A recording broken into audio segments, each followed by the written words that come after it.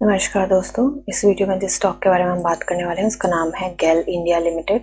ये स्टॉक 181 के प्राइस पे ट्रेड कर रहा है। मार्केट में इसने 0.42% का अप मूव दिया है। मार्केट कैप है इसकी 1,19,042 करोड़ की। प्रोमोटर होल्डिंग 51.90 है।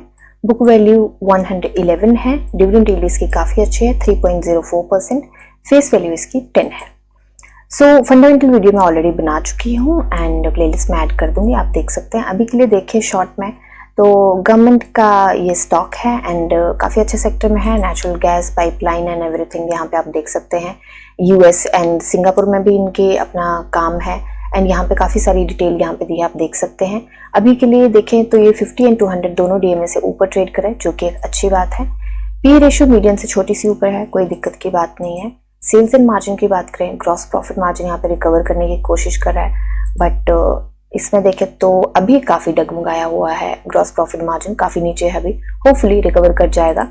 एंड सेल्स की बात करें तो sales quarter on quarter increase हुई हैं, जो कि एक अच्छी बात है। अभी चलते हैं हम इसके चार्ट पे देखिए, यहाँ पे हमने जो टारगेट रखे थे कि 31 मार्च तक होपफुली हम 187 के आसपास ट्रेड करते हुए दिखेंगे, बट टारगेट हमारे अचीव नहीं हुए। इसके लिए काफ़ी दुखी हूँ मैं, बट एनीवे देखिए स्टॉक ऑफ कोर्स काफ़ी स्ट्रॉन्ग है। यहाँ पे अगर हम देखें तो हमें एक काइंड ऑफ एक स्पिनिंग टॉप भी मिला है। स्पिनिंग टॉप, अब मार्केट ना उठने में है ना गिरने में है, अब समझ नहीं आ रहा स्पिनिंग टॉप क्या करेगा। यूजुअली स्पिनिंग टॉप का मतलब होता है कि रिवर्सल, जो भी ट्रेंड चल रहा है उसका रिवर्सल। तो मैं यहाँ उम्मीद करती हूँ कि ये उठने वाली बात करें, क्योंकि ऑलरेडी ये गिरा हुआ है, तो होपफुली ये रिवर्सल देके उठ जाए यहाँ से। तो अभी के लिए एंट्री की बात करें तो इससे पहले एक बार हम बीएससी पे चलेंगे। बीएससी पे देखिए इसका प्राइस बैंड जो है वो 10% का है एंड न्यूज़ एज सच अभी कोई भी नहीं है जो इसके प्राइस के अप या डाउन मूव में किसी तरीके की मदद करेगी। तो अभी के लिए देखें तो यहाँ पे स्पिनिंग टॉप मिलने के बाद देखिए ये जो स्पिनिंग टॉप है ना, वो हमें कहाँ मिला है। ये हमारी रेजिस्टेंस थी 180 की एंड उसके ऊपर है, नो डाउट उसके ऊपर है, 181 के पे है ये। बट यहाँ पे देखा जाए तो हमें रेजिस्टेंस बहुत सारी है। ये एक रेजिस्टेंस है 183 की, ठीक है। फिर उसके बाद हमारे पास रेजिस्टेंस आ जाएगी कहीं ना कहीं ये 184 की रेजिस्टेंस आ जाएगी। फिर उसके बाद देखिए हम तो हमारे पास ये रेजिस्टेंस 186 की तो ऑलरेडी है ही है। फिर उसके बाद हमारे पास 187 की रेजिस्टेंस आ जाएगी। तो ये हमारे पास छोटी छोटी काफी रेजिस्टेंस पड़ी हुई है, बट इसका प्राइस बैंड 10% का है, तो थोड़ा सा ऑप्टिमिज्म के साथ चलते हैं। मुझे उम्मीद है कि ये स्टॉक अगर रिवर्सल लेगा, यहाँ से अगर रिवर्सल लेता है, हो सकता है कि एक आधा दिन यहीं पे क्रॉल करे।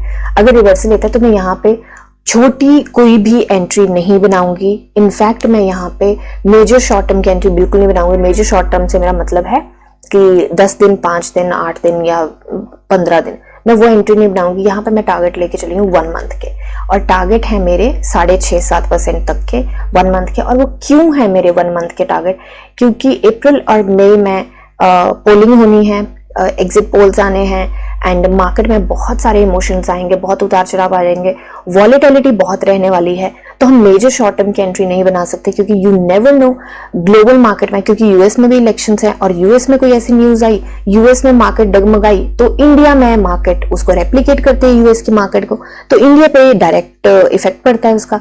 तो इसलिए मेजर शॉर्ट टर्म की एंट्री मैं इन 2 महीनों में थोड़ी सी अवॉइड करूंगी, अनटिल एंड अनलेस मेरे पास कोई ऐसी न्यूज है या कोई ऐसी चीज है जिससे मुझे लग रहा है कि स्टॉक ऊपर जाएगा। तो देखिए रिस्क तो इस टाइम पे बहुत ज्यादा रहेगा, वैसे भी रिस्क रहता है, पर इस टाइम पे थोड़ा ज्यादा रिस्क रहेगा। पर जब तक हमें कंफर्मेशन नहीं होगी, हम यहाँ पे मेजर शॉर्ट टर्म की एंट्री कोई नहीं बनाएंगे इन 2 महीनों में, ठीक है। और अभी के लिए ये बिल्कुल अपने सपोर्ट के पास है, तो मेरे पास ना खोने को काफी कुछ है। कि देखिए पाने को भी है, बट खोने को अगर 2 तरीके हैं इसको देखने के। एक तरीका तो ये कि कितना ये स्टॉप लॉस ले लेंगे यहाँ पे, ठीक है। तो ये अगर लेके चल रहे एक फर्स्ट सिनेरियो ये है कि बिल्कुल पास में स्टॉप लॉस ले लेंगे, तो शॉर्ट टर्म की एंट्री बना सकते हैं हम, क्योंकि यहाँ पर रिवॉर्ड काफी ज्यादा है, ठीक है। दूसरा ये है कि यार स्टॉप लॉस में बिल्कुल पास में है, तो अगर ये गिरा तो बहुत ज्यादा गिर जाएगा, और मैंने इक्विटी में ट्रेड करना है, क्योंकि हम यहाँ पे इक्विटी में ट्रेड कर रहे हैं, तो इक्विटी में ट्रेड करना है तो आप स्टॉप लॉस लोगे भी कैसे, ठीक है। तो वो भी एक दिक्कत आ जाएगी। तो इसलिए मैं मेजर शॉर्ट टर्म की एंट्री यहाँ पे नहीं बनाऊंगी। ये मैं एंट्री लेके चली हूँ, अगर ये स्टॉक यहाँ से नीचे नहीं गिरा, रिवर्सल देता है, तो काफी सारी रेजिस्टेंस आने वाली है, और उनको ध्यान में रखते हुए मैं यहाँ टारगेट लेके चली हूँ 193 के, एंड उसके लिए मुझे 6.5% के मूव की उम्मीद है। और ये रेजिस्टेंस काफी स्ट्रांग आने वाली, ये भी काफी स्ट्रांग रहेगी, उसके बाद ये भी काफी स्ट्रांग रहेगी क्योंकि ये हाई वाली है। तो मुझे लगता है कि यहाँ तक 1 मंथ में हम यहाँ तक की उम्मीद लेके चल सकते हैं 193 के आसपास की, 193 भी नहीं, इनफैक्ट ये थोड़ा सा गलत लगा, यहाँ तक की लेके चलेंगे हम 6% की हम उम्मीद से, 6.5% की 192.45, तो 192 एंड 193 के बीच के लेके चल रहे हैं हम टारगेट, ठीक है। एंड अगर ये हो गया सारा कुछ, ये मैं लेके टारगेट लेके चली हूँ लॉन्ग टर्म के बोल सकते हैं हम, ये जून के एंड तक के टारगेट लेके चली हूँ। जून के एंड के क्यों? क्योंकि अप्रैल में वॉलेटिलिटी के साथ थोड़ा सा ऊपर जाएगा, कुछ होगा या कंसोलिडेट करेगा। जून के फर्स्ट वीक में सारा कुछ इलेक्शंस का पीएम अनाउंस हो जाएंगे, सारा कुछ हो जाएगा, सब कुछ हो जाएगा, तो मुझे लगता है कि थोड़ा सा रैली देने के लिए तैयार होगा अगर तब तक कंसोलिडेट ये करता है। तो मुझे लगता है कि हम यहाँ तक 250 तक हम पहुंच सकते हैं आराम से। और 250 जो है वो मैंने हवा में नहीं लगाए हैं टारगेट, वो पुराने पैटर्न्स को, पुरानी एनालिसिस को एनालाइज करके ही हमने लगाए हैं यहाँ पे, ठीक है। तो ये मेरी एनालिसिस है, कोई बाय सेल होल्ड की बिल्कुल भी रिकमेंडेशन नहीं है। आप अपनी एनालिसिस कीजिए, जानिए समझिए, पढ़िए और फिर इन्वेस्ट करिए। मिलते हैं नेक्स्ट वीडियो में, तब तक के लिए शुक्रिया एंड हैप्पी इन्वेस्टिंग।